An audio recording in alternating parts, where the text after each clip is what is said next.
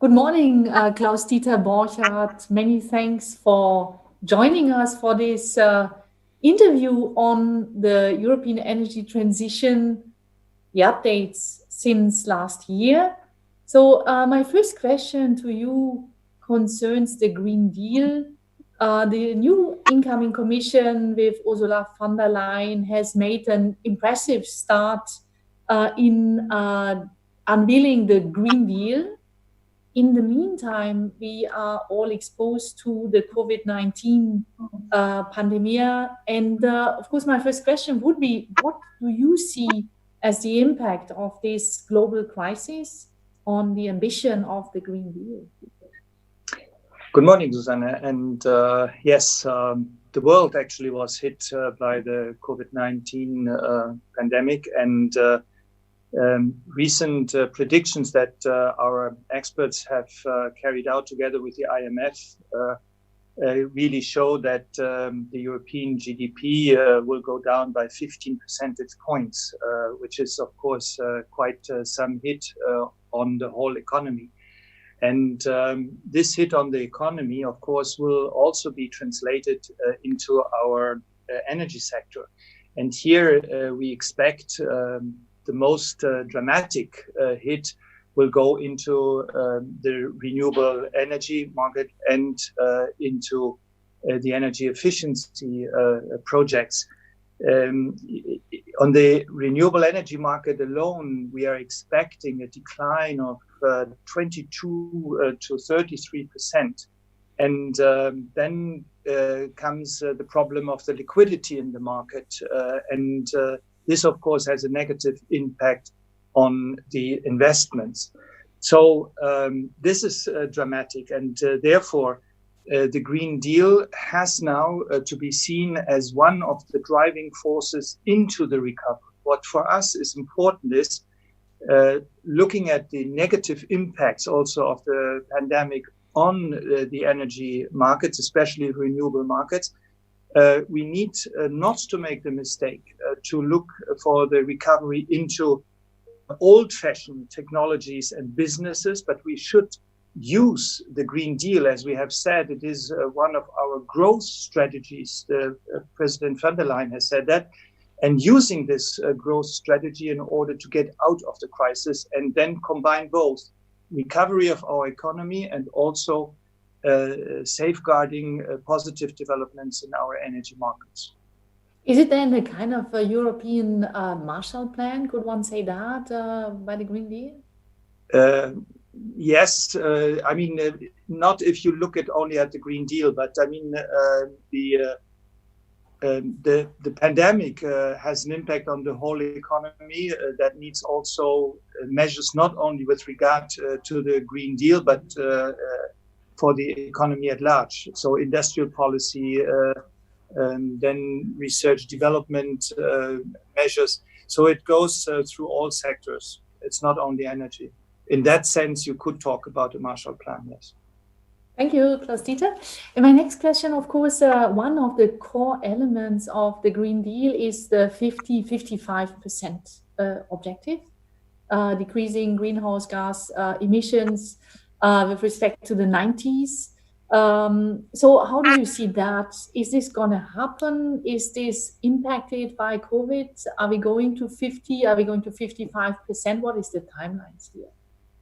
I cannot tell you what will be the final outcome because, as you might know, we are currently still in the impact assessment developments that we are currently carrying out. We had published an inception impact assessment, and we're asking for feedback by the 15th of April. And we have received quite a number of feedback, and we are currently analyzing it, and then we will start our modeling work on the impact. So the impact assessment is foreseen for September, and of course the results of the impact assessment will determine where we put exactly the cursor between 50 and 55%. The impact of the COVID-19 is there, and here we can link it to the previous question. If we are managing to combine the Green Deal and here also the energy part of the Green Deal with the recovery, then of course it would be easier to have a more ambitious target for 2030 than if we would lose out here and, as I said, going back into transition in traditional mechanisms to bring up economies. Exactly. I think there's really a risk of unbundling this ambition, the climate ambition, in times of let's just get the economy again up and running, and this with the crisis of multilateralism that we have seen already in the last COP. So certainly Europe needs to lead in this area. Absolutely, and also we have to link up our recovery plan with the national recovery plans, and all have to move into the same direction and not starting to spread out and then fragmenting the initiatives. We have to pull all together in the same direction, which is really to create growth, jobs, new business opportunities in all sectors, but also and particularly also in the energy sector. Thank you very much. My third question would be about the clean energy package. Yeah, this was a major effort that your DG has undertaken with a successful result. In the end, lots of negotiation in the trilogues, excellent presidencies like Estonia. And now we have the Green Deal, and there's always a risk that a new initiative in a way overrides or maybe makes the previous one forgotten. Yeah. So what is it that is now on the agenda for the clean energy package implementation, and how does this relate to the Green Deal? Yes, first of all, Susanne, it has to be crystal clear that the Green Deal, the energy part of the Green Deal, is based and will be based on the previous accomplishments that we have. And you mentioned the most recent one, the clean energy package for all Europeans. And therefore, the timely and correct implementation of this clean energy package is still one of our core priorities. And that is also why the Commission is monitoring very, very closely the development of the implementation.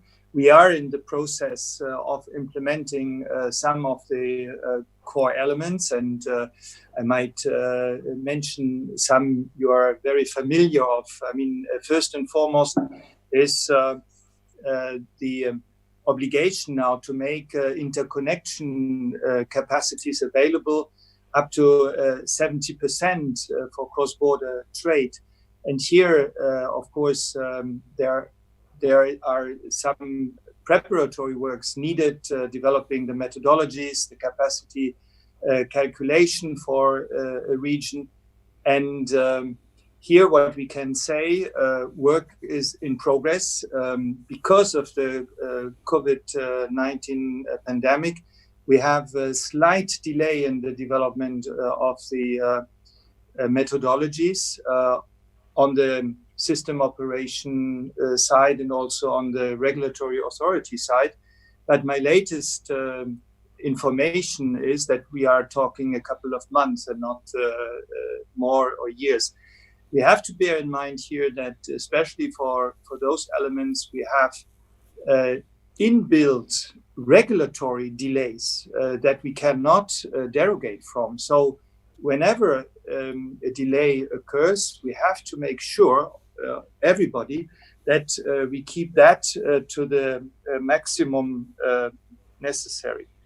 Then we have, of course, also to look into how member states are using the chapter on regulated prices. What we see for the moment is that quite some member states are introducing or adapting the regulated prices that they have in place. And here, of course, the risk is always that overcompensation, and that would be undue state aid would occur. And that is also a process we are following very, very closely.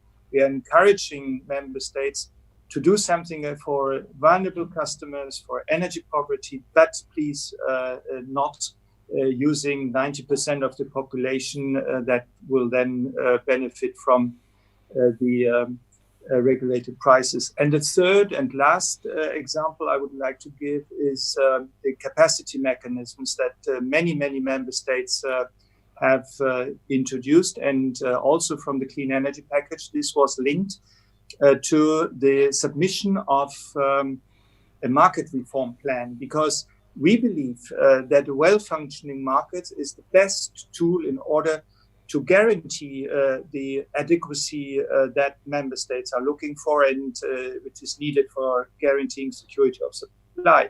And therefore, when member states are introducing capacity mechanisms, they have to submit for approval by the Commission also market reform plans. We have already now received first market reform plans, and the Commission has approved them from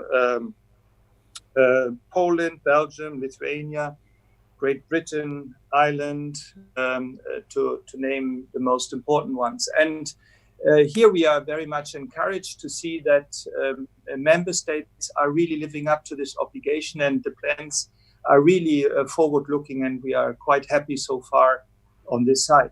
But then, in general, I must say, a lot of work is still ahead of us in the implementation. And as you might know, we have introduced, I think it was a year and a half ago, a monitoring group with the TSOs, with the Regulators Commission. And we have taken the decision already last year that we would enlarge this monitoring group also for the implementation of the clean energy package. So we have a regular, at least 4 times a year, high-level assessment in this group where we are and how do we deal with delays, or how can we steer then the implementation better. So implementation is key and not forgotten, because we have now the Green Deal in front of us. Excellent. Means one core element of the clean energy package certainly is also the national energy and climate plans that become the basis, let's say, for NSOE as well, for the TYNDP, and it's kind of a more consistent reporting and projecting approach by member states, driven by the European Commission. Are you expect those to change with COVID in any sense, or is there no risk in that sense? No, you might know that we have now the final national energy and climate plans, besides 3 member states, Luxembourg, Germany, and the third I've forgotten. But there are still 3 missing. We hope that by the end of May, we will have them all. Okay. Then we do the analysis, and in autumn, September, October, we will come out with our recommendation.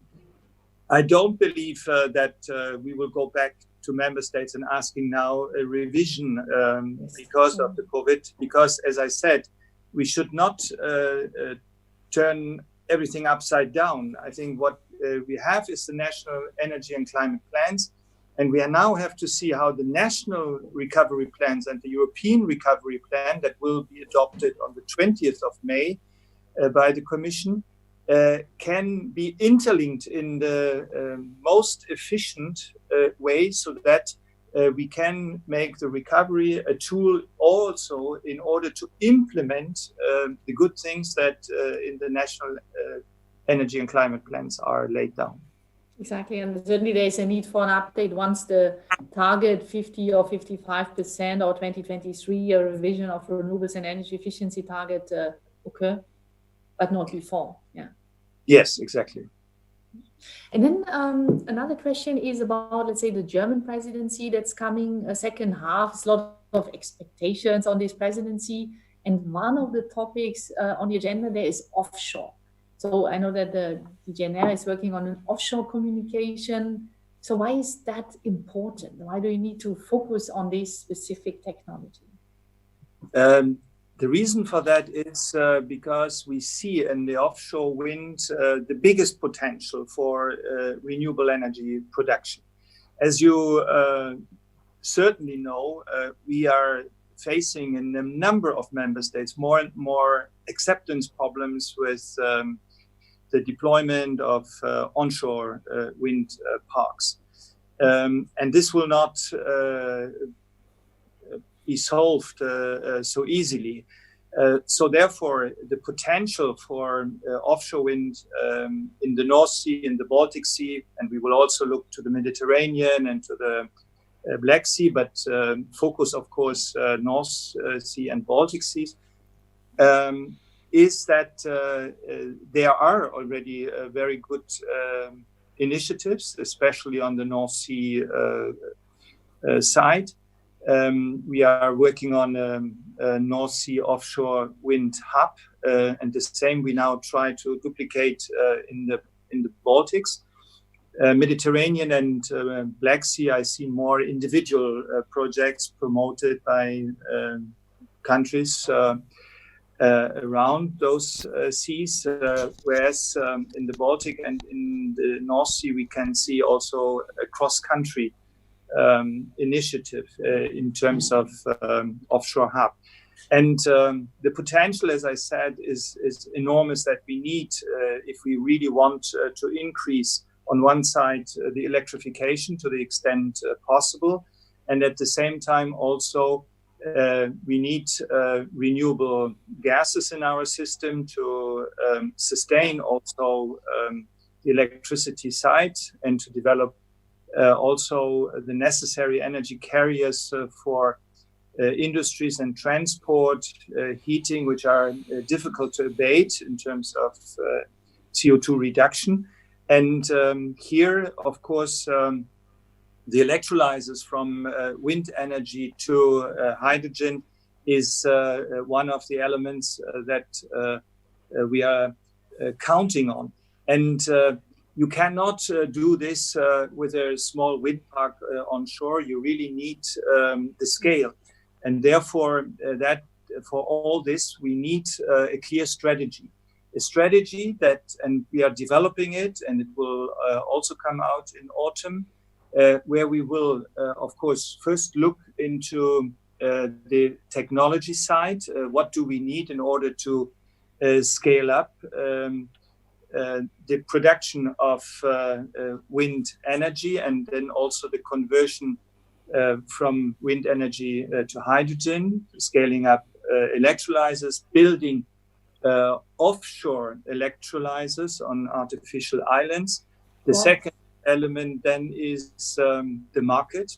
We have to look how to create a market. And the most important thing here is that we should not only look at the production side alone, but we also need to develop at the same time the demand side for these energies. And then the missing link between the two, and we are also developing that, is the infrastructure. Because when you are producing a lot of electricity offshore or hydrogen offshore, it is relatively easy to bring it onshore, but what then? Because very often you are just connecting to a very weak distribution grid. And that it will not be capable to carry all the energy that will be produced by the offshore wind hub. And therefore, we have to do a very, very thorough planning of what is needed, not only from the offshore wind parks to the shore, but also then how to distribute further, be it renewable electricity, be it green hydrogen. So the infrastructure side is the very important link between production and consumption. And we want in this strategy to take a holistic approach and including all the three elements in our strategy. And that's what we are currently working on. We are well advanced. On the infrastructure side, I can give you an information that this will be anticipated because we will integrate everything on infrastructure, what is needed for offshore wind and hydrogen in the revision of the 10E regulation, our European energy infrastructure regulation, where the Commission will table the proposal mid-December. All the other legislative proposals that will follow from different communications that the Commission is bringing out, so the energy system integration coming on the 24th of June, the hydrogen strategy coming on the 24th of June, the offshore wind initiative coming in autumn, and also the methane strategy paper coming in autumn. The follow-up on those communication in legislative terms, that is foreseen for mid next year. Excellent. This makes perfect sense, and it clarifies that this offshore approach is an overarching one.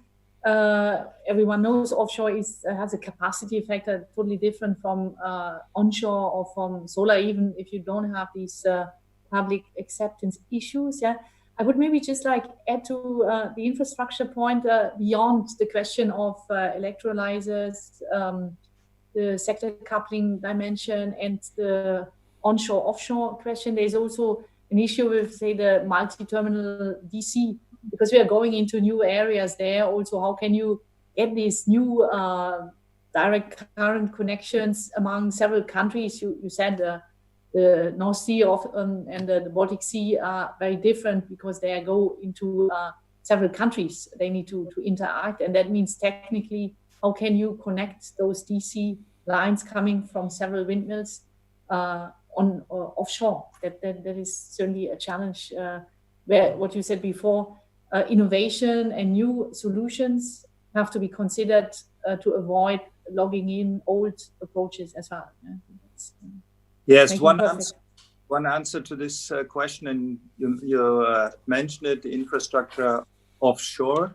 It has to be meshed. And what we also see is that we need what we call the hybrid assets, so that the wind parks as such and the infrastructure, the power lines, and also the pipelines have to be in the same hand. And this is something that we have to cater for, because only then we can make sure that we get these interconnections, and we need a very, very strong regional cooperation. And maybe this will be one of the fields where we will, maybe not now, but over time, go first to a regional system operator. I know that some people do not like to hear that, and I'm not saying that we are starting with that, but it is definitely an area where this question might pop up the first. Yeah, and it's sea territory is under different laws, so that is an interesting pilot and innovation per se, I would say. Yeah. So we understand then you go for some energy systems, communication, some initiatives in June, some others in October, 10E in the end of the year, and some legislative proposals then by mid next year as to, let's say, maybe update in a way the clean energy package with the Green Deal dimension while implementing. Klaus-Dieter, that's correct. Was a fascinating insights that you provided, and to keep Green Deal and COVID bundled and even use it as an opportunity for a push. People are out of comfort zone, so that's an opportunity for getting some new elements into the solution. And thank you very much, Klaus-Dieter, for these insights. Thank you, Susanne, for this interview, and I wish you all the best.